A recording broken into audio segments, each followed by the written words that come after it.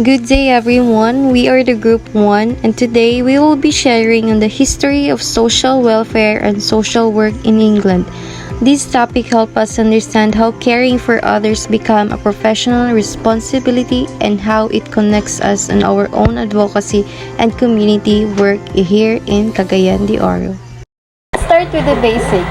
Social welfare means the help and services given to the people in need, like the poor, elderly, or sick. Social work is a profession that delivers this help. Social workers guide, support, and advocate individuals and communities. In England, these two develop side by side, from religious charity to government support. Before the 1600s in medieval England, helping the poor was mainly the job of the church. Monks and nuns gave food, shelter, and basic help to people in need. Back then, helping others was considered a religious duty, not something the government was responsible for. There were no official laws or programs for the poor, so people depended mostly on kindness, charity, and faith from the church. The Elizabethan Poor Law in 1601 was a game changer for poverty management in England, creating the first organized system for helping the poor. It categorized into two. The first one is the deserving poor, like elderly, sick, and or children who receive support. And the second one is undeserving poor, like able-bodied but unemployed, who were forced to work. Local parishes handled tax collection and aid contribution and influencing future welfare system globally, including the Philippines, like the SWD and 4 Ps programs. So, in continuation of the Elizabeth Poor Law was established in 1600s, let us tackle about the Poor Law reform in 1800s.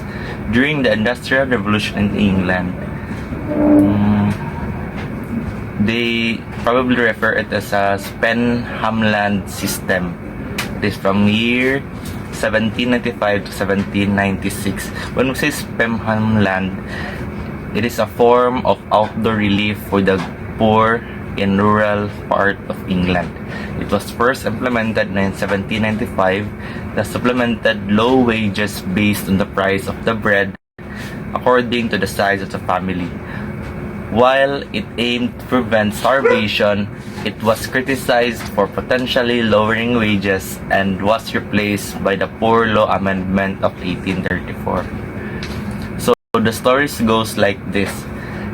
During mga earlier 1600s, Britain was in chaos for food shortage, wars, and people starving because of the Industrial Revolution messing up with jobs. The government came up with this idea in a place where called Spenhamland to help the poor. Basically, if your wages were too low to buy bread, the local parish, like the town council, would chip in extra money from taxes to make up the difference. It was meant to keep everyone fed and prevent riots, but it backfired because people got lazy about working. And since the system is subsidized low pay, it caused a skyrocket. It gataas ang mga taxes during that time. The economists like David Ricardo called it out for distorting the job market. Eventually, in 1834, they scrapped in for harsher workhouse system where the poor had to work in a game of places to get help. It was well-intentioned but flawed attempt to tackle poverty during tough times. So, the Industrial Revolution caused rapid urban growth but also poverty, disease, and overcrowding. In 1834, the Poor Law Amendment Act created a workhouse, places where poor people had to live and work to receive help. So, motong yung ganina, like, ang mga pobre nga tao, trabahoon sila sa gobyerno, tapos sweldoan og low wages nga makapalit lang og bread para sa ilang pamilya nga masigo lang. So workhouses were often harsh and humiliating. It meant to discourage and laziness. So katong mga church leader nga gahatag og katong hinabang sa mga tao during that time was being sa ila distorted or being kanang ginasaway sila just because kay imbis na manarbaho ang tao tungod sa ilaha dili na kanan og trabaho. The people got lazy about working harder since the system is subsidized low pay kana, then muhatag pag din sila og taxes para matagaan ang mga pobre pagid. Public criticism grew and people began calling for more humane solution. Yan, so after that na-establish dayon ang Poor Law Reform Act during 1834 and Poor Law Amendment Act during 1834 and dayon change ang balaod and na-apply po sa Philippines. That's all. Thank you. Volunteers and reformers like Octavia Hill began visiting poor families to offer supports. Si Octavia Hill daw kay nagbisita daw sa mga pobre kay para magtabang sa mga kapobrehan nga kanang mga galisod mo na yang gibisitahan. Tas charity organization societies were formed to organize help and avoid duplication.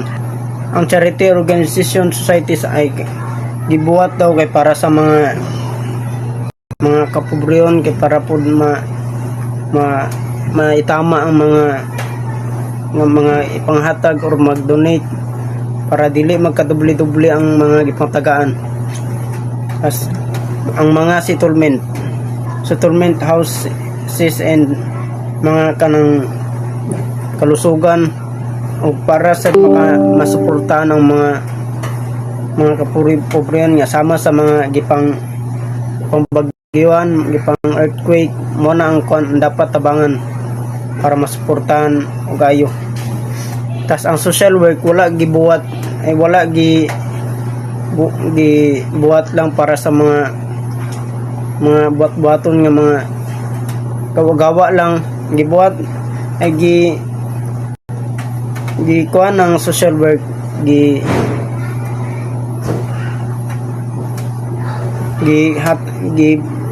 kuha nga course kay para sa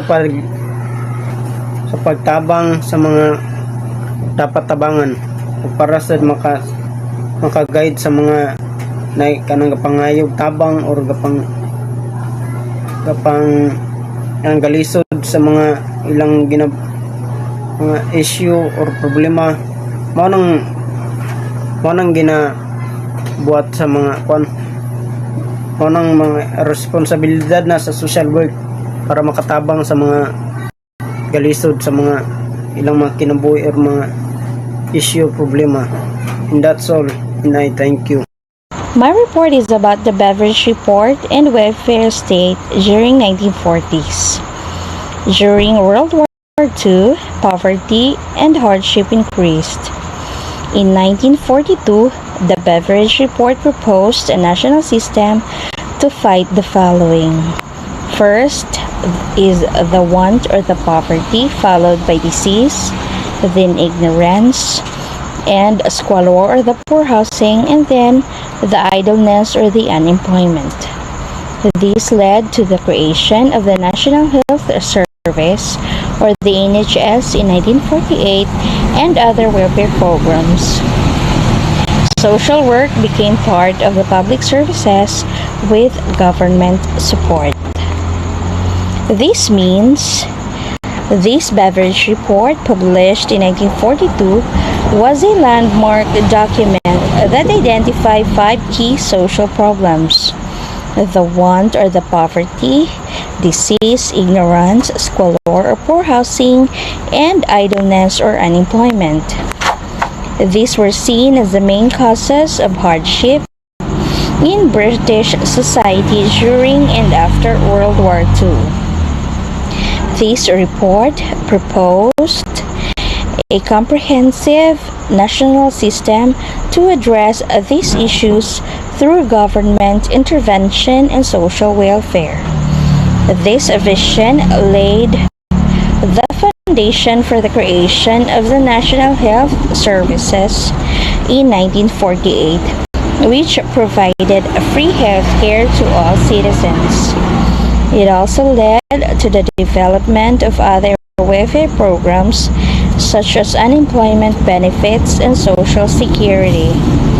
As a result, social work became an integral part of public services supported by the government to ensure the well-being of all citizens. Modern social work. Social work became a professional career with training, ethics, and standards. Social workers now help with child protection, mental health, disability support, housing and homeless, and refugees and migrants. So, modern social work today is expanded and usually helps some of the concerns of the society, especially when it comes to violence or when it comes to problems in their homes or in the society. The focus shifted from charity to empowerment, rights, and inclusion. Social workers are now part of schools, hospitals, courts, and communities. So, social work today, as I have said earlier, is expanded. Now they work on schools, hospitals, communities, and even rural communities. Why social work matters and why the history of social work matters. Understanding this history shows how caring for others became a shared responsibility. It helps us appreciate the role of social workers in building fairer, safer communities. It inspires youth to become advocacies, volunteers, or even future professionals. In CDO and the Philippines, we can learn from England's journey to improve our own system.